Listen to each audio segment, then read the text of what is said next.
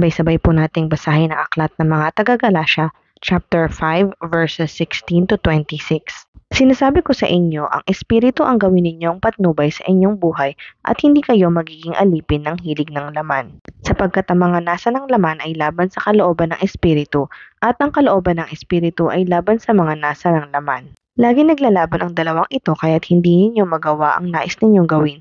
Kung pinapatnubayan kayo ng Espiritu, wala na kayo sa ilalim ng kautusan. Hindi may kakaila ang hilig ng laman, pakikiapid, kahalayan at kalaswaan, pagsamba sa Diyos-Diyosan, pangkukulam, pagkapuot sa isa't isa, pag-aaway-away, pagsiselos, pagkagalit at kasakiman, pagkakampi-kampi at pagkakabahabahagi, pagkainggit, paglalasing, kalayawan at iba pang tulad nito.